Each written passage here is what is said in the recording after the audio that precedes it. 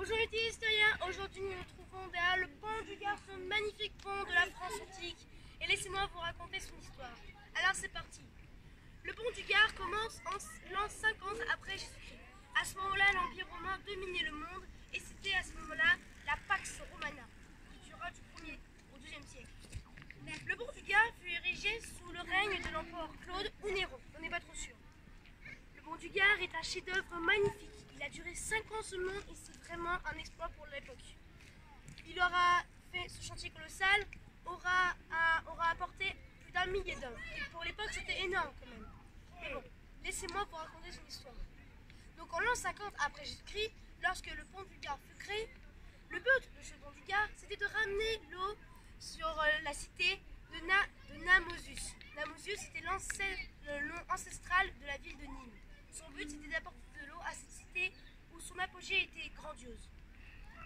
Et vu que la ville de Nîmes était à son apogée, ils décidèrent de ramener un aqueduc. L'aqueduc ramènera donc l'eau vers la cité. Comment on ramenait l'eau? Et bien, c'est tout assez simple. En fait, on prenait une pente moyenne de 25 cm sur kilomètre, et ensuite, l'aqueduc acheminait par gravité entre 30 000 et 40 000 mètres cubes d'eau courante par jour, près d'une source, près du 16. Et ce parcours fait 150 km jusqu'à la ville de Némaus. Continuons notre visite. Alors, mais que devient le pont du Gard après la chute de l'Empire romain?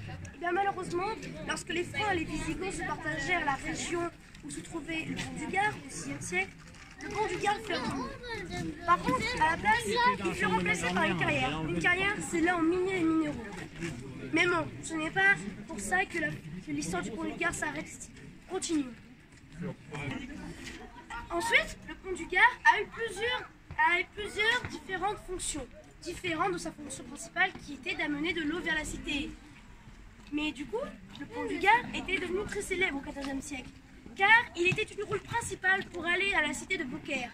Car Beaucaire, cette cité, cette ville du Moyen-Âge, était très important pour son marché qui était devenu très célèbre. Malheureusement, au XVe siècle, pendant l'hiver 1429-1430, le roi Charles VII malheureusement, le pont du Gard fut frappé par une énorme crue. Charles VII demanda alors à tous les États du Languedoc de réparer ce monument très abîmé. On voit là donc une bonne conscience de préserver ce monument. Continuons. Ensuite, le pont du Gard sera une source d'inspiration pour les artistes de la Renaissance. Une charte de 1575 de Charles de l'Écluse sera même le plus ancien document officiel. Il parle de ce joli pont, œuvre des Romains et jadis aqueduc. Ensuite, les restaurations continuèrent du XVIIe au XIXe siècle.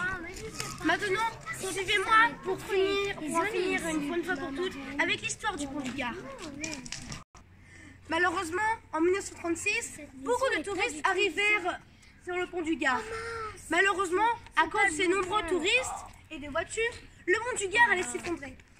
Alors on prit une décision, mettre 310 tonnes de ciment dans les endroits les plus fragiles. Mais malheureusement, en 1959, un camping est installé sur la rive droite du pont du Gard. Malheureusement, cela gâche son monument et son environnement. Heureusement, en 1985, le pont du Gard est inscrit au patrimoine mondial de l'UNESCO. En l'an 2000, le site est ouvert et en 2001, ces dispositions sont ouvertes. Le dernier projet de rénovation date de 2015. Le but est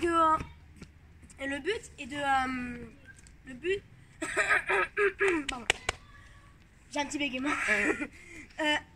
Le but est de remettre le pont du Gard à sa splendeur.